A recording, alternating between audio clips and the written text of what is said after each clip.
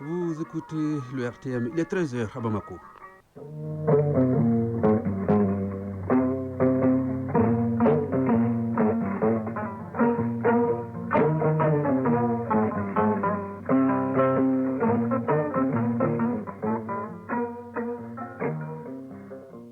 Le journal. Soumeila Berté.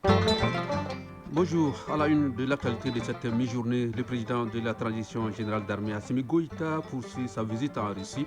En marge de cette visite, 3 nouveaux accords ont été signés hier entre le Mali et la Fédération de Russie. L'économie, l'énergie ou encore les fondements des relations bilatérales, les deux pays s'engagent sur de nouveaux chantiers. Nous retrouverons nos envois spéciaux dès le début de ce journal. États généraux de l'association de la femme, de l'enfant et de la famille, les travaux de la phase régionale du district de Bamako ont débuté hier. Les participants ont 3 jours pour identifier les entraves à l'épanouissement des cibles et proposer des pistes de solutions. Conflit Israël-Iran, le président américain Donald Trump annonce un cessez-le-feu total censé mettre fin officiellement à la guerre qui dure depuis 12 jours. Si Israël a confirmé son accord, l'Iran ne l'a pas encore validé formellement, mais son ministre des Affaires étrangères a indiqué que Téhéran n'entendait pas poursuivre si Israël arrêtait les attaques. Et les sports, Jeux de l'AES, ce mardi, certaines épreuves olympiques sont à l'honneur. Avec Saragatou Cissé, nous parlerons également de la Coupe du monde des clubs de la FIFA qui s'achemine vers les huitièmes de finale et d'autres sujets à suivre dans ce journal. Et puis, chronique initiative citoyenne du jour, Ousmane Dao nous fait découvrir l'association Éclaireur des enfants qui, en 2 ans d'activité, a déjà investi plus de 30 millions de francs CFA. Voilà pour le titre. Soyez les bienvenus dans ce journal. Le président de la transition générale d'armée Assimi Goïta, en visite en Russie, a rencontré hier au Kremlin le président russe Vladimir Poutine sur des sujets d'intérêt commun. En marge de cette visite, le ministre de la Défense et des anciens combattants, le général des corps d'armée Sadio Kamara, a eu une séance de travail avec son homologue russe. La rencontre marque une étape importante dans la coopération militaire bilatérale. La priorité du partenariat est d'obtenir des résultats concrets dans l'amélioration de la sécurité et de la souveraineté. Envoyé spécial à Moscou, Garibou Pérou, Sidiki Balo. Dans une salle aux couleurs de nos deux nations, les ministres de la Défense du Mali et de la Russie se retrouvent face à face. Le général Sadio Kamara engage un dialogue avec son homologue russe. Les échanges sont articulés naturellement autour des questions de sécurité et de coopération militaire auxquelles il faut donner des réponses. Le général Sadio Kamara, ministre de la Défense et des anciens combattants. J'ai examiné les questions de défense avec mon homologue russe. Notamment, nous avons parlé de la formation, de l'entraînement et surtout du transfert de technologies. Car son Excellence le général d'armée Assimi Goïta nous a instruit de toujours prendre en compte le transfert de technologies dans nos négociations. Et l'acquisition de matériel aussi a été abordée. Au cours de cette rencontre, le ministre russe de la Défense a souligné les efforts déployés par le Mali en insistant sur la volonté de son pays à fortifier les relations militaires. Selon ses propos, la priorité du partenariat est d'obtenir des résultats concrets.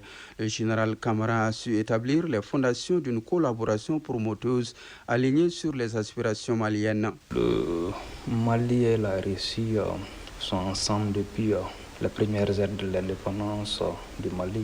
Donc aujourd'hui, je peux rassurer les Maliens que ça se passe très bien. Je peux vous rassurer que l'avenir est prometteur, mais je laisse le soin aux Maliens de découvrir dans les jours, voire les semaines à venir et de faire le constat sur le terrain. En définitive, le dialogue entre les ministres de la Défense illustre non seulement l'engagement de la Russie envers le Mali, mais également la détermination du gouvernement malien à affirmer sa souveraineté dans les domaines de la sécurité et de la défense en tissant des partenariats stratégiques. Moscou, Garibou Pérou et Sidiki Balo pour l'ORTM. Visite du président de la transition en Russie, je le disais toujours, 3 nouveaux accords ont été signés entre le Mali et la Fédération de Russie après une séance de travail approfondie des 2 délégations. Les 2 pays s'engagent sur des chantiers économiques et énergétiques. Ils ont convenu d'un accord sur le fondement des relations entre les 2 gouvernements. Les détails avec l'autre équipe d'envoyés spéciaux à Moscou, Sira Bachili et Adama Kamara. Le Mali et la Russie dans une logique de dynamisation des secteurs clés de développement. 3 accords ont été conclus et détaillés dans des documents pour opérationnaliser tous les engagements. Le premier est un accord sur le fondement des relations entre le gouvernement de la République du Mali et celui de la Fédération de Russie. Abdoulaye Diop, ministre des Affaires étrangères et de la coopération internationale. Consolider les rapports entre les deux pays et revisiter le socle sur lequel sont fondées les relations entre le Mali et la Fédération de Russie, à la fois sur le plan politique, sur le plan diplomatique, sur le plan sécuritaire, tant que sur le plan économique et commercial. Les deux pays ont en vue la création de la commission intergouvernementale russo-malienne sur la coopération commerciale, économique, scientifique et technique. Il s'agit en clair de faciliter l'accès aux technologies et au marché russe en offrant des opportunités pour le développement économique du Mali.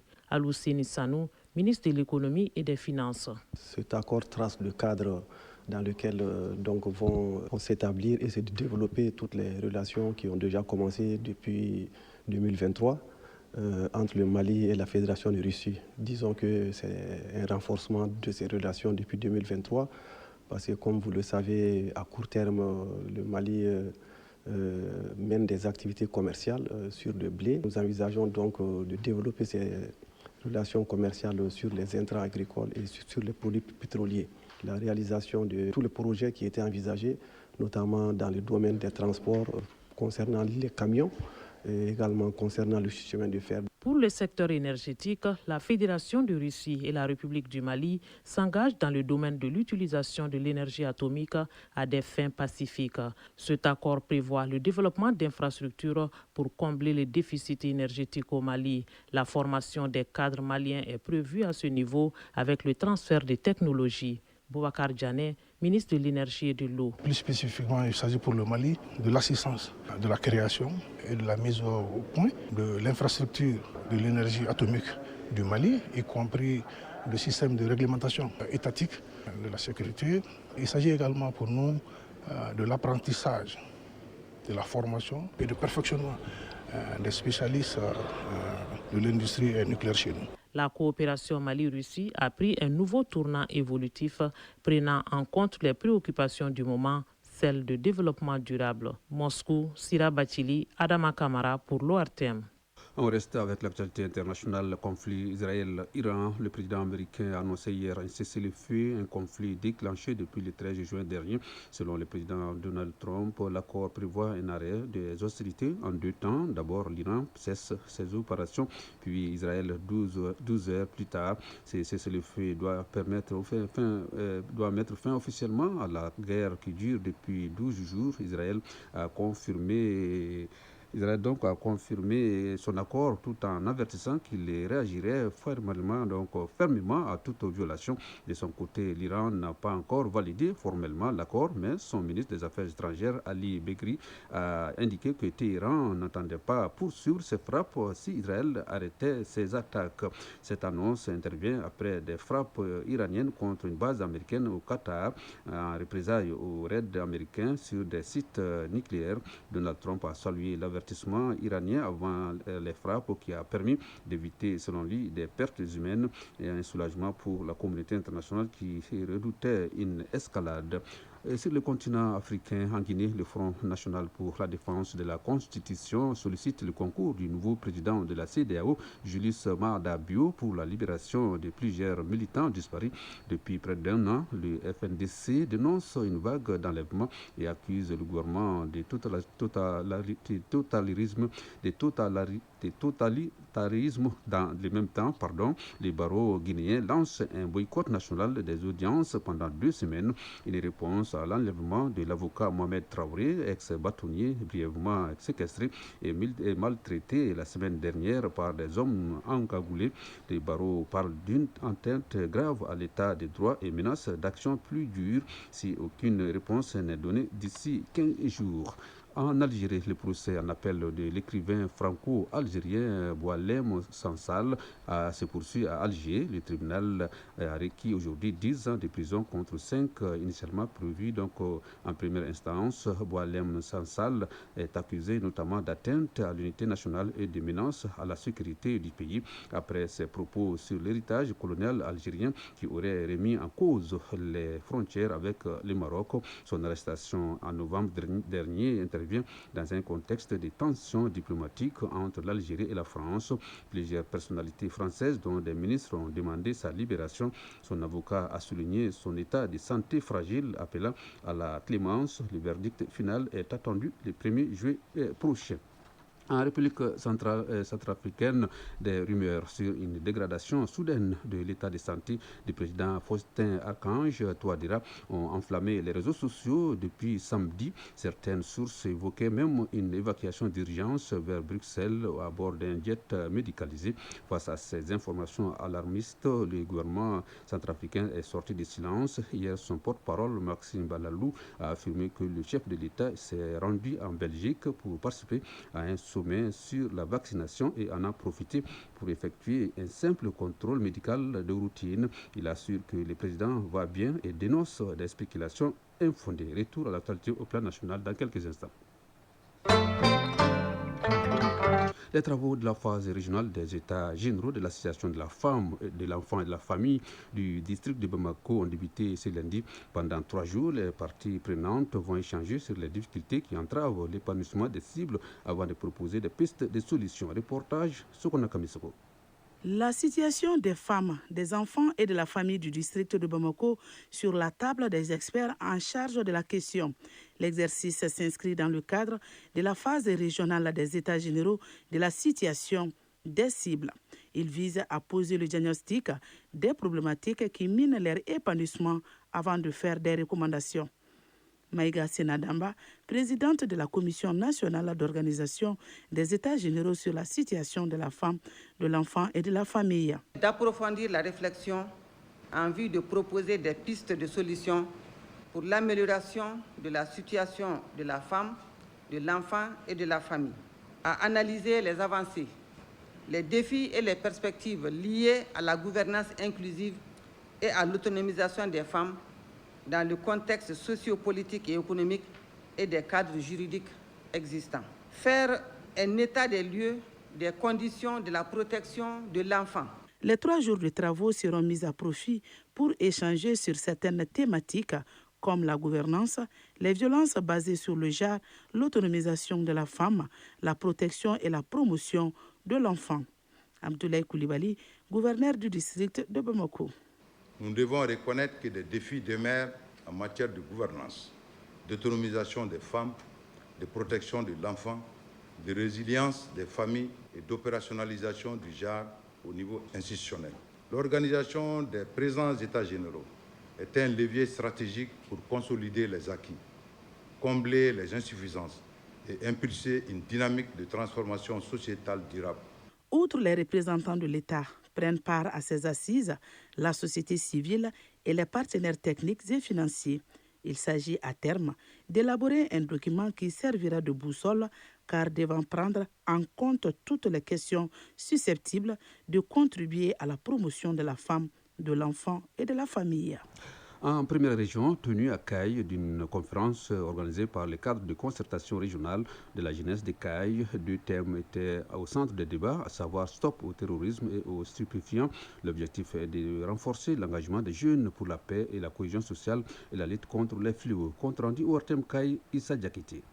Initié par le cadre de concertation des jeunes leaders de Caille, 2 thèmes fédérateurs ont été dispensés aux participants au cours de cette conférence. Il s'agit de Stop au terrorisme et Stop aux stupéfiants. Abdoul Yang, expert en criminalité frontalière, lutte contre le terrorisme et l'extrémisme violent. C'est la jeunesse qui construira ce pays, c'est l'union et la conscience collective qui bâtiront ce pays. La jeunesse a le droit de rêver, mais elle a aussi le devoir de se protéger contre le terrorisme et contre la consommation des stupéfiants. Pour le représentant du gouverneur de la région, ces thèmes nous interpellent tous. Colonel Adama Bamba, conseiller à la sécurité et à la protection civile de Caille. Le pays a plus que jamais besoin d'une jeunesse saine qui jouit de toutes ses facultés.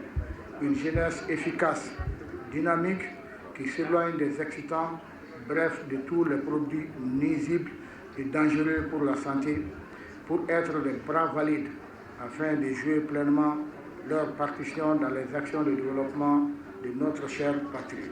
Étaient présents à cette conférence des leaders religieux et coutumiers, Kai, Issa Diakité, Lassana Sissoko, pour leur thème.